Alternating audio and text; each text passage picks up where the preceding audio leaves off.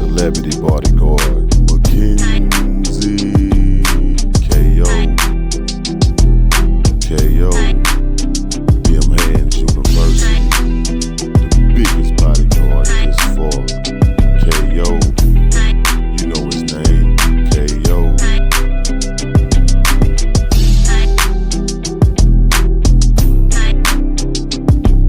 When Kings talk, the conversation's different, but y'all already know that. I'm your host, William23. Today, I got the biggest guest so far, my man, Mackenzie KO. What it do, baby? In the building, celebrity bodyguard. Man, I'm regular. The big boy. They say I was gonna need a bodyguard pretty soon. I found one, man. Hey, man, I'm here for you. You know that. Yes, sir. Yes, sir. I got you. How you been living? Man, good, man. God has been good. A lot of things been going great, so I can't That's what's complain up, man. That's what's up, man. To actually know someone that I grew up with from the hometown to rise to success, you know, and just really travel all over the world is basically, man, you really like living out a dream. Facts. For most people. Man, you know, it's funny when I get people hit me up, be like, man, keep putting your content out there, man. Because when you're from Brownwood, you never know you're going to get to see these type of places. Exactly. When you come from here. And so when you do, I share it because I want my people to know where we come from. And what is out there to see. What's out there to see? A lot of people be like, oh, man, you just be trying to, I don't care less who like it. All that old stuff, It's something beautiful you never seen. Right. So I'm trying, this is inspiring. Absolutely. You know what I'm saying? It's motivation. Like when I see you, I don't know where you was at. Y'all was like on a boat somewhere. Was in Italy. Italy. My boy was in Italy, man. It was in Italy. Yeah, that's what's up. When I seen that, I say, I showed my old lady. I say, look at my boy, man. Yeah, man. I've had opportunity to go to a lot of good places. Yeah, so that's what's I'm up. very happy about that. So yeah. So the name of your bodyguard company, what is it? Dem Hands University. Dem Hands University. You know what I'm saying? Don't get your scholarship. Man, don't get a scholarship. Yeah, man. Dem Hands University really came about really just playing around. Yeah. Somebody them hands and me, I've always kind of like a brand. Right. You know, you always wanted to have like a brand. A brand for yourself. It's not just the name. Yeah, this is not just something. Yeah. So when I did that, I played sports. We're going to college. It was just like, when you got a scholarship, it was like, an honor. Right. It was honor. Yeah. Well, not with them hands. Not with them hands. When you get a scholarship, boy, you messed up. That's what that is. So that's what that is. Yeah, Dem Hands University. So do you sell your merchandise? I do. We sell a merchandise. So my wife we're getting ready to open a store called Macoma Block. Okay. That's gonna be in Dallas, Wilson Richardson. And we got jerseys, hoodies, we got a bunch of different everything you name. Okay, for sure, man. Y'all be on the lookout for Dem Hands University, man. Absolutely. Make sure you look my boy up, man. Purchase you some merchandise, man. Dem Hands University. When they see you with it on, they better know not to run up on you. They know. You got to be certified. You got to be certified to get one, man. So, like, how did you end up in the bodyguard industry? Man, I started when I got to college, so I've always been big. Right. When I got to college, man, I was going to junior college. I was at NEO in Miami, Oklahoma, and we used to go to this club called The Cage. Okay. And we'd be hanging out, man, and I was just always kind of standing around. Yeah. And I remember the owner coming up to me, was like, hey, man, it would be a couple of fights, and hey, man, I'd pay you to work here. And I was like, cool. So he gave me a shirt. Yeah. And you standing around. At this time, you're a bouncer. You got the gloves on, all that. The knuckles. Yeah, you ready. Yeah. And that's kind of how it started, man. Oh, okay. And then when I left and went to University of Colorado, I started working at bigger clubs. Yeah. And during that time, my cousin was getting into music too. Oh, okay. So him getting into music, it was just kind of natural. Yeah, it's natural. It was just natural to just be a protector by nature. Not really. I don't really think I was going to be a bodyguard. It was just happening. And the more that I was playing sports and the more that I was working at clubs, I started getting recognized by artists. When they come in there and see you. So you go from working the front door to the check downs and pat downs to now you work in the club. Now the owner's like, yo, I want you in VIP. Right. So when you're sitting up there, you get different artists. Yeah, it's like exclusive, you be around these celebrities. And so next thing you know, they're like, hey man, the big dude that was up there with us, man, can we use him? And it kind of started rolling that way. But I started getting really the experience, rolling with my cousin, rolling with Levan and being out with him a lot. Right. Big shout out to Levan. Yeah, much love to VC, man. Yeah. So being out with him a lot, it allowed me to see how other guys was moving too. Right. And so people just assumed when he was out that I was his bodyguard. You was his bodyguard. I was just his little cousin. Right. I didn't even know. But yeah, that's how it started, man. And from there, I knew it would grow. Yeah. And I kind of just started kept going. Yeah, and it definitely did. Was there any kind of like training you had to go through or anything? Okay. Absolutely. So to be a level 1, your first year, you're getting your certification, just, really learning the business, kind of the educational side. Right. You're getting your level 1, learning about gun control, learning laws, learning this. Exactly. Then you go up to your level 2, level 3, then level 4. So forth. So for me, going to a level 4 never really excited me. Being a PPO officer, which is a personal protection officer, is what I wanted to be. Right. So really doing that is just not really an academy. There's so many different ways you can do it. Some guys go to the academy. I went through Top Dog Security. I tested in. Oh, okay. You tested I tested in and certified through there. But I had so much experience. What I like to say, not really the street, like gang street, right. Out, just being in the clubs. You naturally learn. Man. So I was doing it like that, and I was around a lot of guys that was doing security. I was learning. Picking up on knowledge. So to me, just being out there was really helpful. Yeah. The certifications and license and all that is just more to keep you legal. Yeah, keep you legal. But to really be out there in the streets and know how to move with these guys is different. So, And like you travel all over the place too. And like, does that take a toll on you? It do. Your body, man, you got to work out, you got to eat right, man. And see, before I wasn't. It was just living life. You just out here living, travel. You get beat up, man. You're you're hitting one city today, and you're out to 2, 3 in the morning. Right. And then your flight leaves at 5 in the morning. 5 in the morning, trying to get. The only sleep you got is the 2-3 hours on the plane. And then when you land, it's back to work. You're right. So when you actually off of touring and you go home, that's the best time for you to get in the gym, eat right, get you some rest. Because when you out, you out. Yeah, you out. You're running hard. And it's 24/7, like you on deck. Yeah, man, because as long as your artist is moving, you moving. You moving. Yeah. Exactly. I was surprised you was able to get away, man. Man. How'd you work that?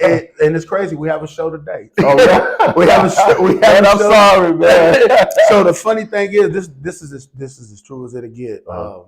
And one thing about me, man, I love my family. Right, exactly. So about a month or 2 ago, my cousin called me and was like, "Hey, what you doing Juneteenth weekend?"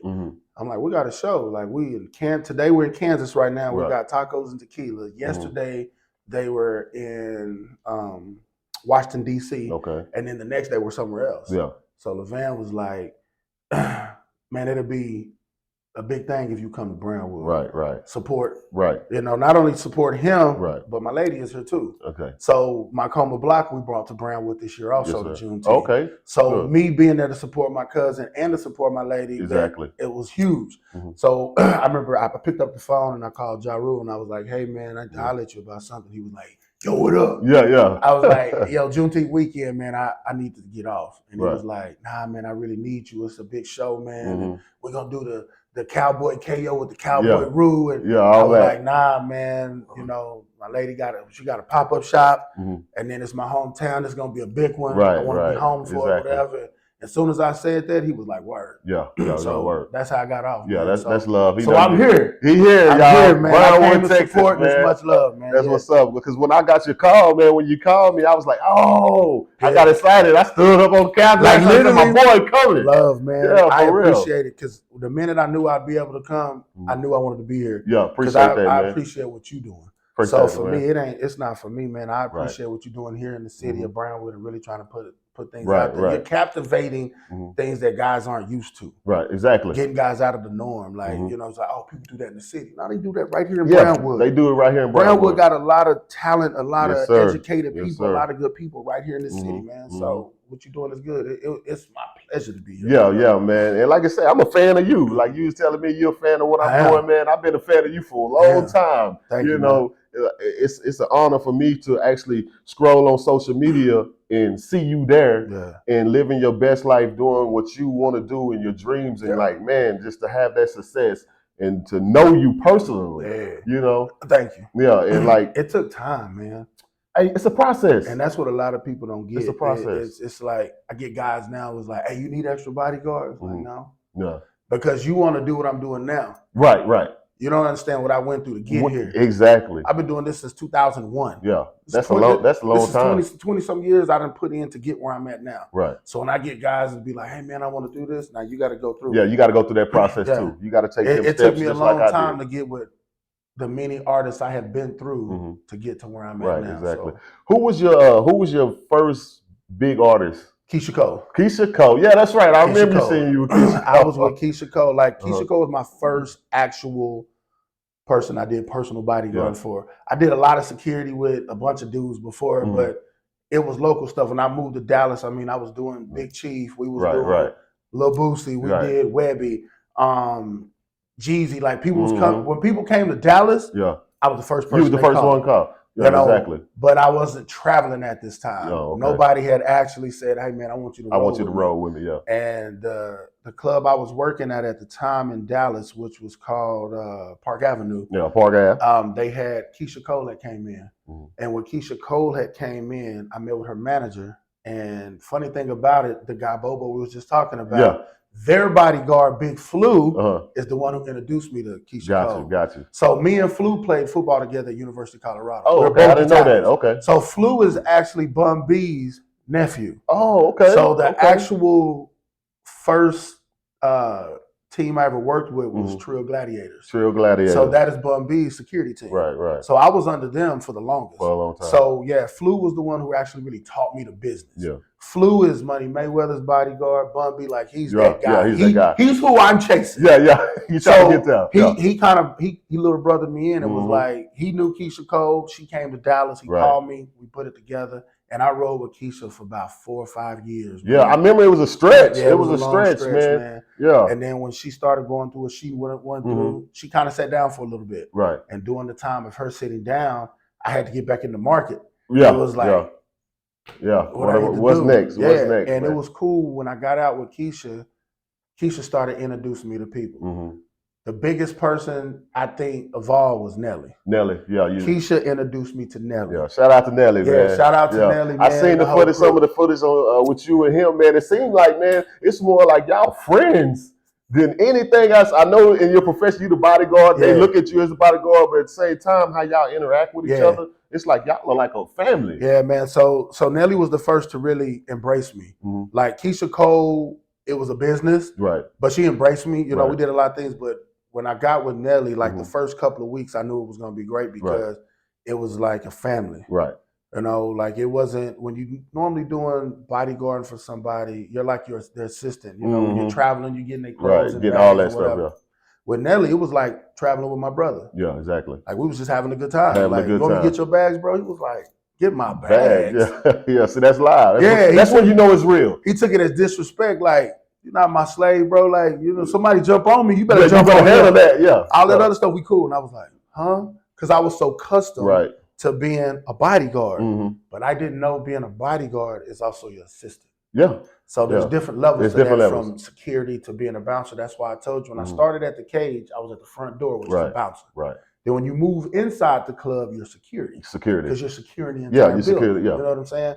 Then when you start traveling and move, now you're a PPO officer, which is a personal protection officer, which is a bodyguard. Baby. So now I protect you and whoever's with you. You and your wife, you and your whoever. And I got that. Right. That's what you do. So we move. My job is to help you move around. So Nelly was the one who really like helped me go and was like, yo, let's do this.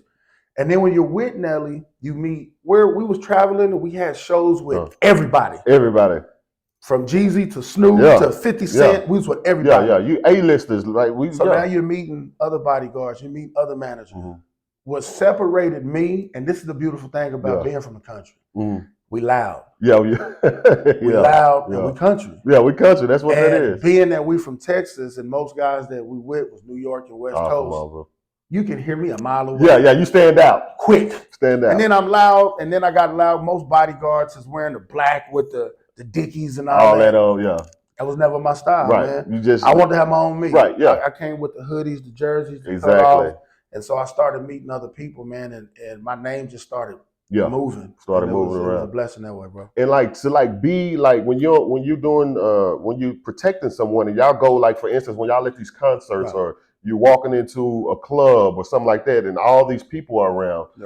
Your focus really has to be sharp because you got to watch everything. You see what I'm saying? You're not just watching him, you watching what's in front of him on this side and that side. So like, is there anything that you do to prepare yourself before you actually go out? Yeah. Before we do a show, we'll be in the hotel. By the time we get to the venue, I usually go to the venue an hour early. Okay, and scope it out. I scope it out. The first thing I look for is exits. Okay. So when I'm on the stage, I walk on stage and I stand in the middle of the stage as if I'm an artist, and I'm looking at every direction.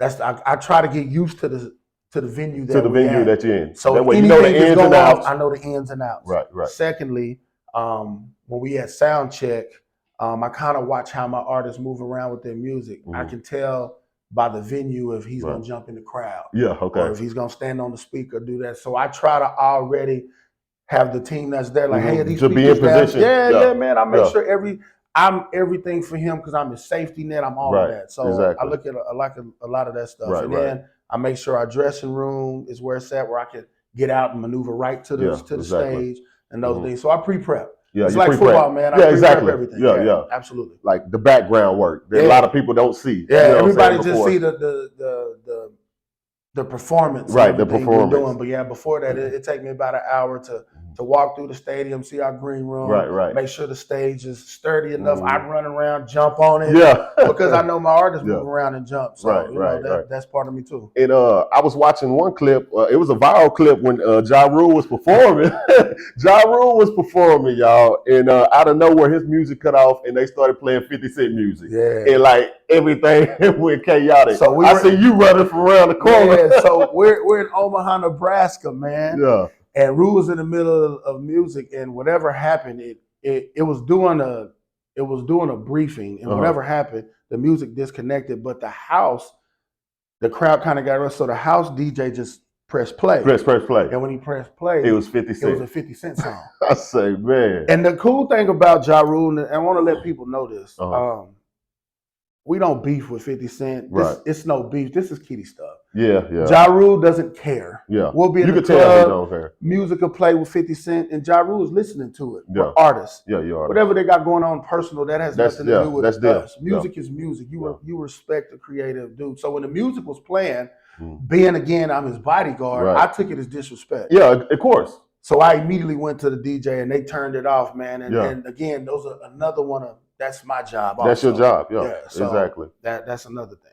And like during that, I know you say you went to the DJ, but did you see Ja Rule? Did you want to like make sure he good first, or how did you play that scenario? You know what's so funny? At that moment, I immediately was going to the DJ. To the DJ, like, man, what you doing? Yeah. You the one played this. You played this immediately. Rue turned around and looked at DeMarco like, yo, what happened? Yeah, like, what's up? What's going on? While he was doing that, I was kind of watching the crowd to make sure nobody jumped on stage. Then I heard the music, and I turned, and I was like, what? So I run over to the DJ. Thinking the DJ tripping. He go. He took off, and he's like, yo, turn this off. He tried to catch them hands. But the beautiful thing, this is the key to that. When we got off stage, we got to the back. This is the thing I loved about Ja Rule. He sat me down, and he said, man, I love that you're my bodyguard. He said, but stuff like that, we don't have to be ignorant. Right. He was like, black is beautiful, man. Let that man's music play. There's no point, because what happens is it make us look foolish. It make you look foolish, right? So the thing I will say about working with Ja Rule, he's a man of honesty and a God-fearing man. So all that stuff they was beefing back in the 90s and the early 2000s, right. We don't care about that. Yeah, we all grown men. Yeah, we grown. That's what I was about to say. Grown. I had to, again, growing. He's like, when the music is on, even if 50 Cent show up, we're going to show love. Right, now, if there's a problem, then we handle that accordingly. If there's no problem, right, we treat kings like kings. Right, and that's that's what I love about him. Yeah. Real stuff. And that's another question I asked. It's like, is it just all for like the social media with the beef, or like, that's what I was gonna say, like, have y'all actually like been in the presence where 50 Cent has been there and there's been tension? Because sometimes I think 50 just be trolling. He trolling. So this is a funny thing. A lot of people, before I worked with Ja Rule, I was actually with 50 Cent. Oh man. So that was the conflict. But I remember having to sit down with Rue and telling him that before you, and he was like, man, get your money. That's what you're supposed to do. Right. But most of it now is really trolling and being funny. Yeah, so about a couple of months ago, we ran into 50. Well, okay. And there's people, there's no beef. There's no beef. Other people make it a beef. It's camps. Right. It's never like, let's say me and you have a problem. we've been knowing each other forever. Forever. We probably just, man, yo. Yeah, go on, yeah. It'll be your partner and my partner. Right. That causes the issue. So it's the camps. Right. So it's we've ran into each other. It's not like that. But yeah, the trolling is funny. That's social media. Yeah, social media. That, exactly. and it's funny because Rule, 50 will post something and Rule get on there and clown too, and they'll go back and forth. Yeah. We ran into each other. It's never like that, man. Yeah, it's okay. Love, so. What's one of the craziest moments that you ever had on the job, man? One that sticks out to you. I tell everybody this one. So I was working with DaBaby 2 years ago. And we had a show in Dallas, and DaBaby traveled with all his cars. All 9 of them. That's crazy. Yeah, he got an 18-wheeler. Wherever he go, he travels. So we get on a private jet. Yeah. We fly to the next spot. Yeah. The vehicles is meet us there. Yeah. So we get to Houston. We get to Houston. He wanted to shoot a video. Now DaBaby does everything with his whole team. He's got a security team, his shooters, his camera guys. Right. We 20 deep everywhere we go. We're on highway, Beltway 8. He calls and he stops. He's in a Lamborghini. I'm in the Maybach SUV in front of him. He's got the Maybach car behind him. We got 2 Lamborghinis, a Range Rover. It's 6 or 7 white cars. We're in the middle of the highway. He stopped in the middle of the highway at 12 o'clock on Saturday in the middle of Houston, and we shot an hour video. In the middle of the highway. Yo, it was cars everywhere. People was screaming, and he doesn't care. And it was scary for us because we're standing out there. Right. He wants us to be fully armed. So we ARs and we jump out of the cars and we're stopping traffic, and he's shooting the whole video right there. Yeah. It was the craziest. In the middle of the highway. People blowing the horn. We was like, go. We got the ARs and people was tripping. Cops was on the other side of the highway trying to come to us. Did y'all know he was going to stop and do that? He's very random like that. We shot 2 videos the same way. Yeah. Yeah, that's one of the ones that was crazy to me because I never seen that. Yeah. You know what I mean? So, exactly. And recently, man, they just said that Boosie got picked up by the feds. Yeah. Gun charge and all that stuff like that. So like when you traveling with your artists, you know what I'm saying? So they don't have to be armed because the security team has that. And that's another thing, man, that I want to hit on with a lot of these artists. That's the perfect reason to have a personal bodyguard. Because let's say you're a felon, which we know Boosie is. Yeah, exactly. There's no reason for you to have a gun. There's no reason. You make that amount of money, pay you a bodyguard that he can carry a gun. Right. You can conceal handguns. Right. So, he'll be with you at all times, everywhere you go. I can travel all over 50 states with my gun. Right. I can't travel out of the country with it. Right, exactly. But yeah, anywhere in the States, I check it in when we travel. If we on a private jet, it's on me. But yeah, there's no reason for an artist to ever carry a gun when you have personal protection. Yeah, and that be blowing my mind because you hear these artists, man, they get in a lot of these jams like that. I'm thinking like, you got enough money. Why ain't you paying somebody to protect you? Because most of the people's mentality, if you that type of guy, you feel like you don't need none. Yeah, exactly. You run the streets, you that type of dude. Like everybody know me. Everybody know me. But today's society ain't even about too many people are clout chasing. So you can be the man that there's one person that's a hater. That's a hater. You always gonna have that. And when you have that one hater, that means you need to have one person to protect you. Right. Because that one hater is gonna have somebody else that ride with him that now has another hater. Yeah. Exactly. And you continue. Exactly. So with Ja Rule, we roll with 2 bodyguards. Yeah. It's me and Uncle Drew. And Uncle Drew. Yeah, Uncle Shout Drew. Out to Uncle Drew. Yeah, Uncle Drew in the building. So with Uncle Drew, you got to think he's military background, background working in prison and things like him. And then you have me who played ball and the big guy move around. So Ja Rule uses us as the good and the bad. If you pass Uncle Drew, you got to come get. You got to run into this. You got to run into me. Run into them hands. So you got Uncle Drew, who's your first line of defense. That's gonna talk to you. Hey man, calm down, relax. Exactly. And then once you keep going, it's like KO. Yeah. So you have to run like that when you're out in social media a lot, man. Right. And that type of it's too many clout chasers. Yeah. Too many clout chasers. God bless. Too many. Has it ever been a time where you got nervous in the line of work?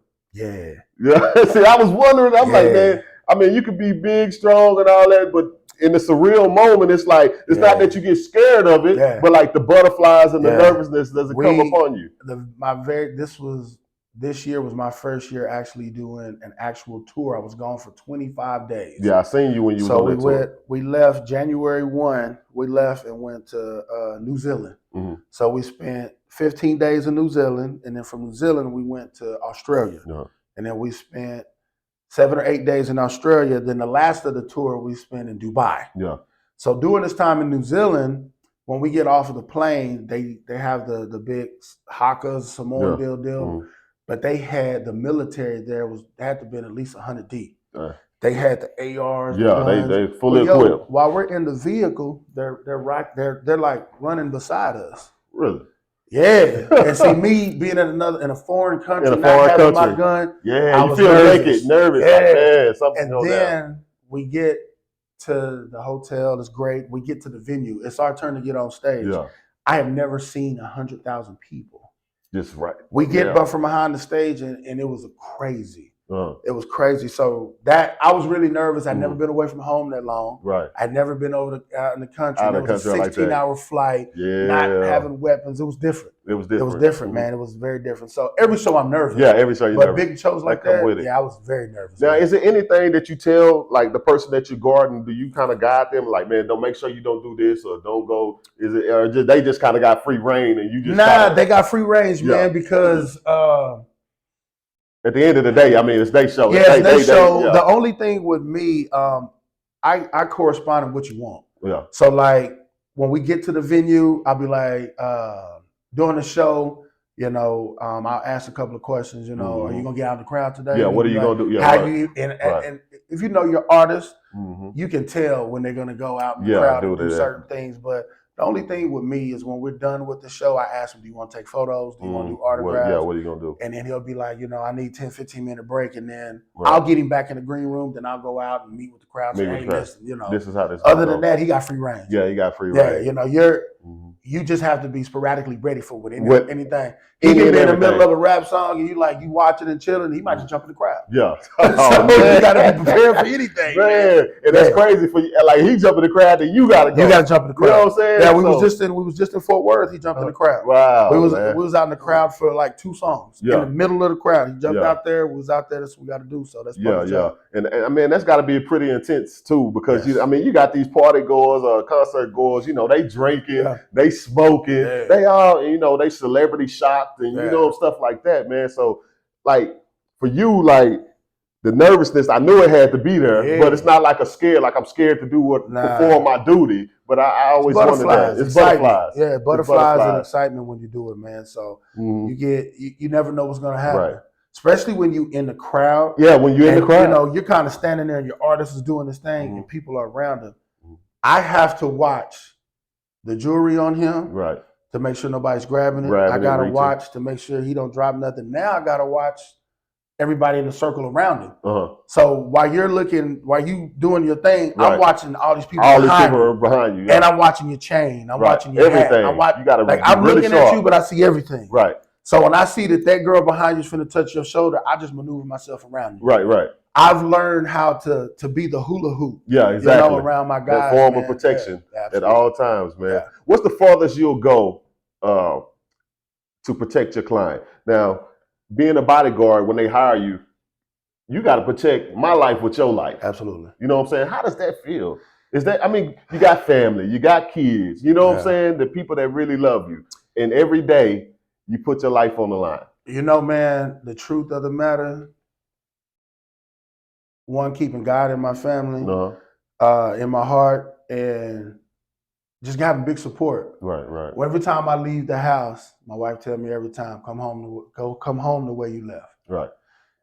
And I think I said this to you on the phone. When you got somebody that's behind you, right, it got you charged. You feel like I got to come home. Yeah. So how far will I go? Unfortunately, I'll die for my client. Yeah, you got it. Yeah, exactly. Because I know that my client is going to take care of my family if something happened to me, because that's what this job entails. That's what I wanted to do it. It's like being a cop. It's your duty. It's your duty. Yeah. You know what you're doing. You know what you get yourself into. I can't fear death or fear any of that, because one, I'm a godly man. Right. Two, I feel like I do my job well enough that I can see things happen and I can move around well. Move around. With today's society, past 2 or 3 years with mass shootings and a lot of things going on, now I have to be more prepared. Where before, my vision was like this. Yeah. Now my vision is wide. Like this. Yeah. You know what I'm saying? I can see everything now. Right. So now my artists will tell me, KO, what you feel like? We don't do after parties. Yeah. Oh, yeah, I don't. We don't. Oh, okay. That's the reason why we don't do after parties anymore because of these things. And so if he, like, let's say you want him to do an after party, I'll go to the spot first. Yeah, like, and if I feel cool, yeah, and I'll meet with the security, be like, yo, where's the VIP spot? And if I like it and I feel like it's a cool crowd, I'll go back to the hotel, be like, hey man, it's a good spot, let's do it. But he really trusts me. Right. You know, so if we're in the spot and I'm like, yo, I ain't liking the way let's move. Let's roll. Like, let's move. Yeah, let's roll. Yeah, so that I do love that they give me that range. Right. And they gotta trust you and really follow trust your instincts as well. Absolutely. You know what I'm saying? So I mean, for them, I wonder if it's like a sense of nervousness. Is this guy really go, do his job? Is he gonna perform? I tell people this. Somebody like Ja Rule, somebody like Nelly, they can hire anybody in the world. Yeah. You got somebody like Ja Rule who live in New York, in that neighborhood, he can get anybody in the world. Right. This dude picked somebody out of Brownwood, Texas. Brownwood, Texas. Yeah. How do you find a bodyguard out of Brownwood, Texas? Because I'm good at what I do. You're good at what you do. A lot of people started pushing you and doing it. And that's the first thing Rue told me. He said, I'm gonna check, I'm gonna see if you really KO. Yeah. Does he really stand for knock you out? So you put you in situations to know that he trusts you. Right. Then when you meet his kids, then his wife, and then he started bringing the kids and the wife around and traveling, that's when you know he trusts you. He trusts you, fully trusts A man that brings his wife and kids to travel with his bodyguard, you know. Yeah, he knows. So I've been with Ja Rule 2 years now, man, and we family. Yeah, y'all family, man. And that's a good bond to have with your client, man, because I think it adds so much more to it. And he pushes business. Like my Dem Hands University, he pushes my business, he supports me. Right. He wants me to be successful. Exactly. Anything that knowledgeable wise, he helps me grow. Yeah. Like being a bodyguard with him is like being a businessman. Right, businessman. It's not like being a bodyguard. It's a businessman. He wants everything to be about business and learning. Like after we get done with shows, it's like a football game. We go back to the green room. We have sit downs. Like, yo, what y'all think about the show? Go How over. was the crowd? Hey, yo, what you see? You know, what was this? And we try to every time, do it better and better, man. So it's fun. Yeah, it's fun. It's fun, man. You know what, man? This is a job that is scary because you are at any mind can get into danger, but it's fun. I'm traveling the world. Yeah, man. You make a great amount of money. You're bumping elbows with people. I mean, come on, we was growing up listening to these people. Yeah, exactly. Who would ever think when we was in Brownwood at the park shooting around and the boom boxes outside and we listening to Nelly or 50 or whoever, that you were actually. And now we there. Yeah, that you were actually, and that's the amazing thing to me. Like I was telling my kids you were coming, and they was like, who? He does. I'm like, yeah, Ja Rule, nuh-uh. I'm like, no. So I had to go to your Instagram page and actually like show him, like, this is my hometown brother right here, man. We came up together, and I tell him all the time, man, the sky's the limit. You can do anything in this world that you want to do. You put your mind to it, manifest it, and lay the groundwork. Yeah, and be true to it. You have to be ready to put the work in. A lot of people see it and try to jump a part of the gimmick and don't understand what you did. Right. So I got a lot of friends that want to be security. Like, man, I want to be like you, KO. Like, that's cool. Yeah. There's no problem with that. Yeah, no problem at all. But all right, cool. I'm gonna work with you one night. We'll go out and be like, did you see that dude over there? Like, no, I didn't see that. Like, you can't do this then. Yeah. You have to be able to see everything. You're a bodyguard all the time. All the time. If me and you walk into Walmart right now, I don't know how to turn it off. Yeah. It's just natural for me. Yeah. My wife, we be somewhere, we be in the mall shopping for my son, and she be like, babe, stop. That's the question I was going to ask. Like Terminator all the time. That's the question. Everywhere we go, I just watch because it's not even security. The world is so messed up right now. It is, man. It is. So it sucks that I have to protect my family everywhere we go. Right. For no reason. So you're a bodyguard all the time. All the time. That was one of the questions I was going to have for you. Do you ever turn it off? You can't. You know what I'm saying? I don't know how. Even with your family, where y'all go, like you say, you go to Walmart shopping with your old lady and your kid. Like, I don't know how. You're always observing. When we walking into Walmart, man, I walk in, we grab a basket as we walking through. I'm just scanning the place. Right.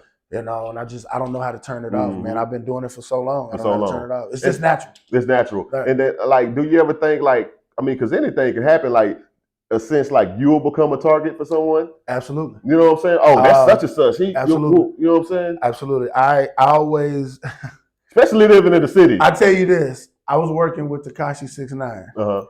And how did that go? The truest story in the world, my cousin LeVan said, don't work for him. Yeah. See, me, I listen to my family. Yeah. a lot of people be like, I do, because they know. They know. So Tekashi was hot at this time. He came to Dallas. I did security for him in Dallas. Yeah. They called me. They were going to Houston the next day because when you come to Dallas, you do Dallas, you do Houston, and normally they'll do Waco and Austin. Yeah. So we're going to Houston, and they were going to pay me a great amount of money to go. But see, I didn't understand the issue that he had with the mob ties issue. Right. I'm not into politics. All that stuff. Yeah. I'm in the business. Right. So we get the phone call. We get ready to go down there. I'm already in Houston. Yeah. I get down there. Family called me and was like, nah, that ain't a good look. Right. And I'm like, bro, I'm about to get I'm this paper. He was like, that ain't a good look. He was like, I'm telling you, man, all money ain't good money. Yeah, he was right on that one. What? And so as we're down there, we're at the hotel. They pull up. Yeah, Monty pull up. And if you go, you can YouTube it. Y'all seen what happened? I seen it. The best thing ever is I didn't do it. Yeah. And those are the things you have to, as a bodyguard, understand. You can't take every job. Yeah, every job. You have to make your brand just like Rolls Royce and Bentley does. I don't commercialize it. Everybody can't be security with me. And I had to learn that. Yeah. Because before, I was with everybody because I was trying to get my name out. Yeah, you're trying to get your name out. I've done rock and roll. Yeah, I've done jazz. I've done heavy metal. I've done it all. Right. I mean, I was with Insane Clown Posse one day and Green Day the next week. Right. That was crazy. Yeah, and I had to stop that because now it's just like you said, you can become a target. Yeah, you because they're like, his bodyguard? Okay. And what's up then, big boy? Like that. Yeah. Even in Dallas, working with Mo3, God rest, you know what I'm saying? Rest peace to Mo3, man. Being with Mo3 and being with Yellow Beezy, and I've been with Trap Boy Freddy. So I've been with all of them. Yeah, that's crazy. So like, I mean, you got to think at some point, like, man, somebody might be looking to get me. I used to think that way until I met with a lot of older guys in Dallas that would see me out and was like, yo, you've been with Mo3 and you've been with his enemy, but they respect you, bro. Yeah, that's what's up. You a good dude. Yeah, that's what's up. That says a lot about you. And when they say that to me, I'm like, word, like you could be the link. But I never stayed with those guys to link them, and unfortunately, my man was killed. Yeah, Mo3 was killed, man.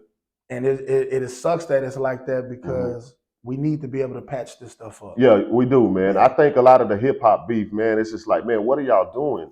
Y'all have made it to a height of success. Like, man, I know like the street culture or whatever kind of feeds and fuels the beef. You know what I'm saying? And like hip hop, the culture of hip hop is really street. Yeah. So it's like, man, at what point, when are we going to get to a point where we can kind of take, you know what I'm saying? That when everybody start having bodyguards and stop having cliques. Right, the cliques. That's the one thing I love about all the artists in the past 10 years that I've worked with.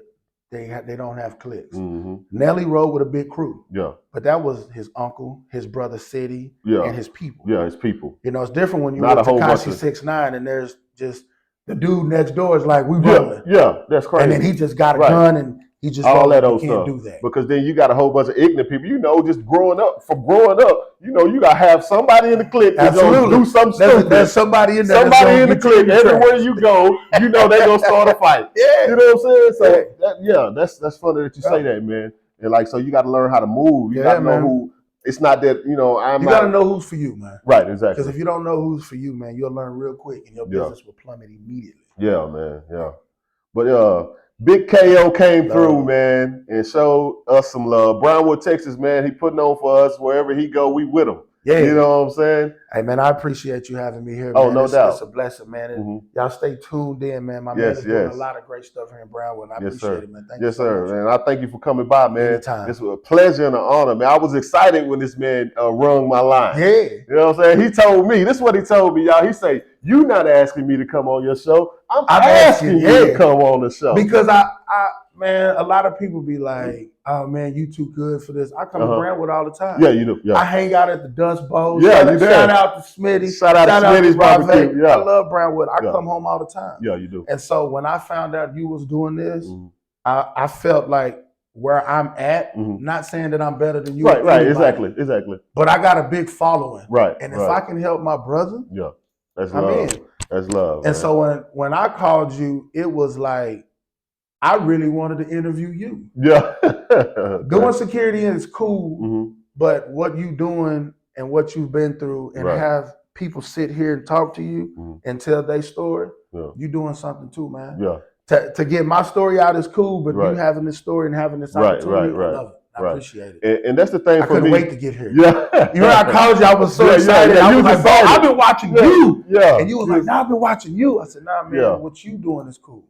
Yeah. You know, mine is a job. You giving people a voice. Right, exactly. You know, this is something that you want to shine light on the city and on what people are doing and give people positivity. Right, and just real life issues, because at the end of the day, we all go through stuff. Absolutely. You know what I'm saying? No matter what your status is in life, you're not exempt from going through real life issues. Yeah, you know what I'm saying? And that's my thing. And me, I mean, I done overcame so much stuff to be in the position that I am now. Wow. You know, I had to set out different goals because I reached the old ones that, you know, I had to redirect my life and move in a different direction. And when you do that, the people around you that you used to do dirt with and the people that have seen you grow up, it's kind of odd for them. They like, man, what they you look got at you going? differently. And I tell a lot of cats, you got to refresh me, my man. Yeah, you got to refresh me, bro. The dudes you knew 10 years ago, even last year ain't the same, because we got to grow every day. Got to grow so every day. Whatever people thought of Will 10 years ago and what type of kid he was, young man he was, look at what he's doing now. Yes, sir. Yes, sir. You know, look at what he's doing now. Y'all are asking to get here. Yeah.